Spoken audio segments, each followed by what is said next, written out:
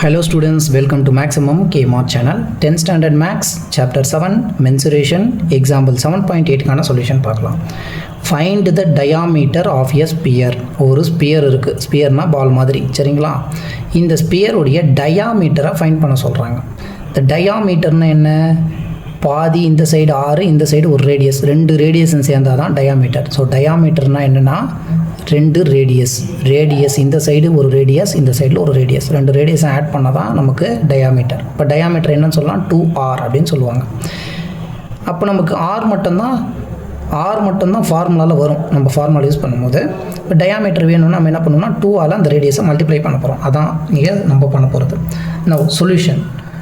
இவங்க என்ன கொடுத்துருக்காங்க, ஃபைண்ட் த டயாமீட்டர்னு கேட்டாங்க. டயாமீட்டர் டி என்னன்னு ஃபைண்ட் பண்ணணும். ஆஃப் எ ஸ்பியர், ஒரு ஸ்பியருடைய diameter whose surface area is 154 metre square. So அவங்க கொடுத்துருக்கிறத கிவன் டேட்டாவை எடுத்துப்போம். சர்ஃபேஸ் ஏரியா ஆஃப் எதோடைய surface area, sphere of a ஸ்பியருடைய சர்ஃபேஸ் ஏரியாவை கொடுத்துருக்காங்க. என்னென்னு கொடுத்துருக்காங்க, 154 மீட்டர் ஸ்கொயர்னு கொடுத்துருக்காங்க. நெக்ஸ்ட்டு நமக்கு ஒரு ஃபார்முலா தெரியும். ஃபார்முலா என்ன?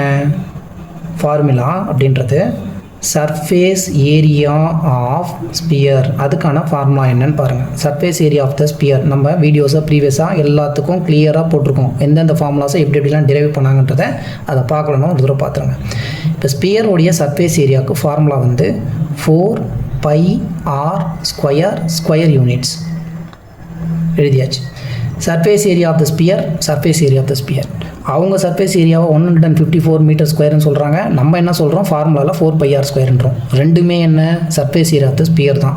அவங்க அதை தான் கொடுத்துருக்காங்க. இப்போ இந்த சைடு இது ரெண்டும் ஈக்குவல்னா இந்த சைடு இது ரெண்டும் equal. Surface area of the sphere 154 கொஷினில் அவங்க சொல்கிறாங்க. நம்ம என்ன சொல்கிறோம், சர்ஃபேஸ் ஏரியா ஆஃப் த ஸ்பியருக்கு ஃபார்முலா எனக்கு தெரியும்னு சொல்கிறோம். அப்போ இது ரெண்டுமே என்ன, ஈக்குவல். ரெண்டுமே surface area of the sphere தான். அப்போ ரெண்டுத்தையும் என்ன பண்ணணும்னா ஈக்குவேட் பண்ணணும். இந்த 4πr ஸ்கொயர் அதுதான் 154. அப்படி இருக்கப்ப நம்ம இந்த ஆரை ஃபைண்ட் பண்ணணும். இந்த ஆர் நமக்கு தெரிஞ்சிருச்சுன்னா இங்கே எடுத்துகிட்டு வந்து இந்த 2 கூட இந்த ஆரை மல்டிப்ளை பண்ணால் நமக்கு டயாமீட்டர் தெரியும். அதை தான் ஃபைண்ட் பண்ண சொல்கிறாங்க, இந்த டயாமீட்டர். ஓகேங்களா? இப்போ நம்ம என்ன பண்ணுவோம், பைக்கு என்ன வேல்யூன்னு பார்ப்போம். பை எப்போவுமே 22/7 into r square equal to r ஸ்கொயரை தான் நம்ம ஆரை தான் ஃபைண்ட் பண்ணணும். Equal to 154. ஆர் ஸ்கொயரை மட்டும் எல்ஹெச்எஸ்லேயே வச்சுப்போம். இந்த 154 இங்கே இருக்குது. இன்டூ 22/7 கீழே டினாமினேட்டரில் இருக்கிறது ஈக்குவல்ட்டுக்கு அந்த சைடு போகும்போது நியூமரேட்டர் ஆகிடுச்சு. டிவைடட் பை நியூமரேட்டரில் இருக்கிறது டினாமினேட்டருக்கு வந்துடும். அண்ட் இன்டூ 4 வந்து மல்டிப்ளிகேஷனில் இருக்குது. ஈக்குவல்ட்டுக்கு அந்த சைடு வரும்போது 1/4 மாறிடும். இப்போ இதை நம்ம கேன்சல் பண்ணணும். ஸோ 2 டேபிளில் ஃபஸ்ட்டு கேன்சல் பண்ணுவோம். 2 1s are 2, 2 1s are 2, 2 7s are 14, reminder 1 வரும், 14 ஆகிடுச்சு. திரும்பியும் 2 7s are 14.